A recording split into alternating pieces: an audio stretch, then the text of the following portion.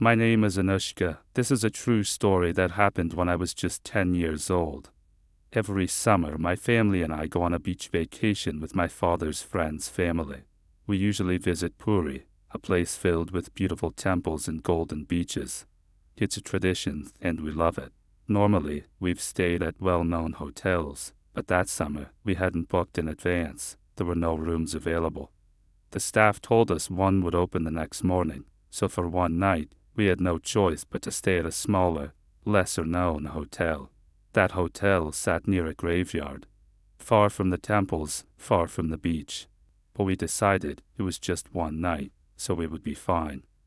The day itself was wonderful. We played on the sand, watched the waves, and came back tired, ready for bed. We all went to sleep early, but around 1 a.m., I woke up with a feeling I'll never forget. I couldn't breathe. When I tried to move, I couldn't. It felt like something heavy was pressing down on me, choking me. And in that moment, I knew it wasn't human. The room was pitch black, but in the shadows, I could make out a dark shape. I was only 10, and I screamed for my mother. For minutes, I couldn't breathe properly. My mother rushed to me, lifted me in her arms, and shook me awake. My father carried me out into the hallway. The hallway had no lights. Only an empty, lonely sofa.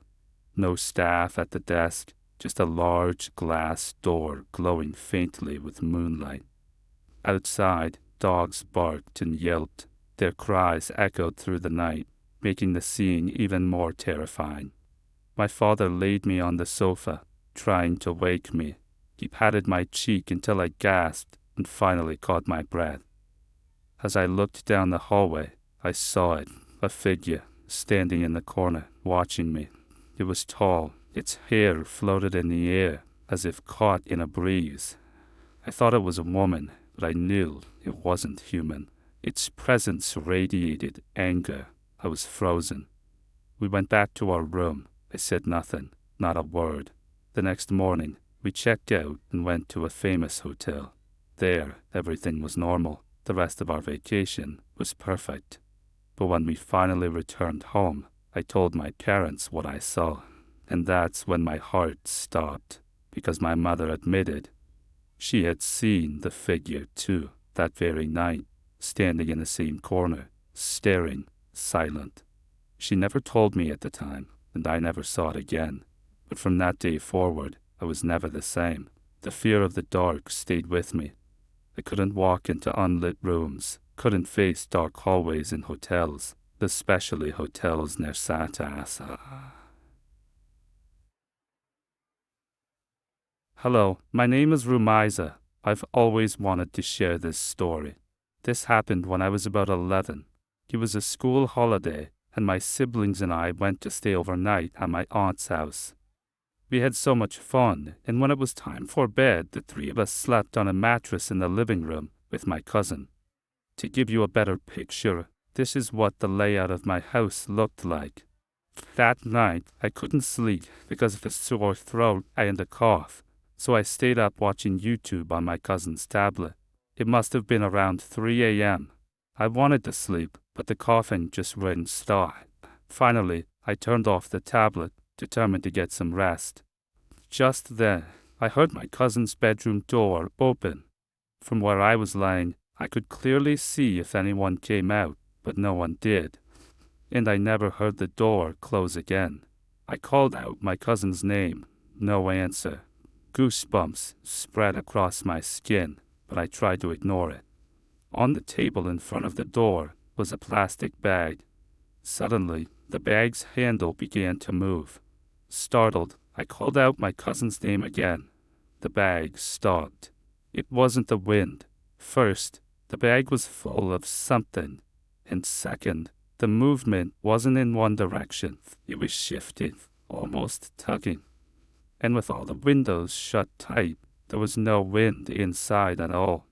Frightened, I turned to face my sister and closed my eyes, but I couldn't shake off the fear.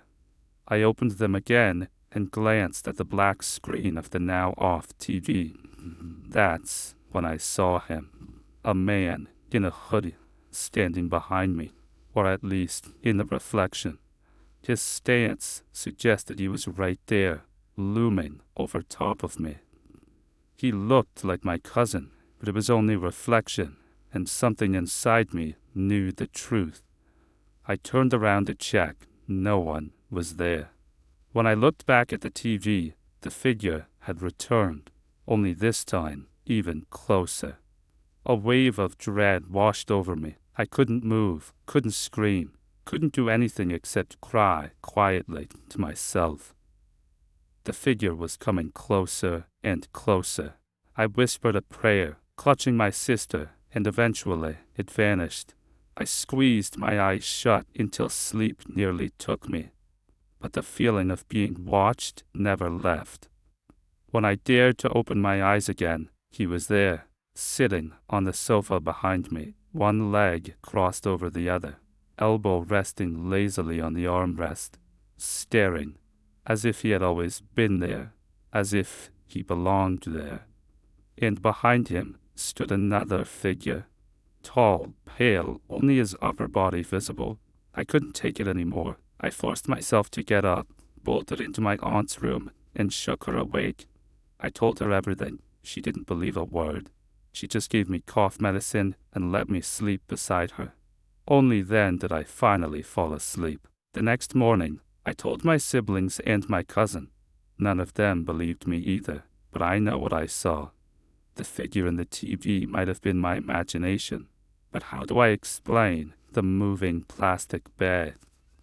In the thought of that being sitting casually on the sofa, watching me like I was the intruder, still gives me goosebumps.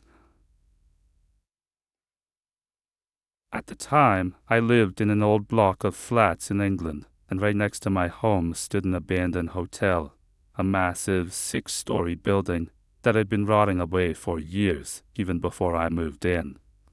One day, me, my cousin, and my sister decided we'd finally explore it. The hotel was surrounded by a tall fence, but it was crumbling, full of holes. It wasn't hard to slip through. Inside, the place was worse than we imagined. Blood smeared across doors, broken windows, empty rooms torn apart by squatters. The air was heavy, suffocating, like the walls themselves were warning us to leave. Behind the hotel, we found a dead patch of grass and an old, run-down shed. We didn't get too close. Just standing near it made our skin crawl. And then we heard it, the sharp scrape of metal against metal, like someone sharpening a knife. We didn't wait to find out. We turned back toward the hotel, but as soon as we opened the back door, a foul stench hit us. Rot, decay, something like a dead body. Still, we pressed on. We climbed the stairs to the first floor and made the worst decision of the day. We split up. I crept into a room filled with old shelves, books, broken furniture. In the corner stood a massive, worn-down closet. At first, it seemed ordinary, but then, tap, tap, tap. The sound was faint, but steady, like long nails drumming up against the inside of wood. My heart stopped when I realized it was coming from inside the closet. I bolted, out of the room, down the hallway, through the stairwell. My cousin and sister saw me and immediately followed. In the rush, I tripped hard, scraping my leg open, but I didn't dare stop. As we reached the exit, I made the mistake of looking back. And there she was, a woman, mid-20s maybe, long, greasy black hair, ripped, filthy clothes. She was standing just inside the doorway of the hotel, peeking at us from the shadows. That's when I knew we weren't alone in there. When we finally got home, I noticed my leg was bleeding badly from the fall, but the cut wasn't random. It had carved itself into the shape of a smiley face. I didn't believe in ghosts before that day, but after what I saw, after what followed me home, I knew better. The hotel was torn down years later, replaced with new apartments, but for me, that night never left.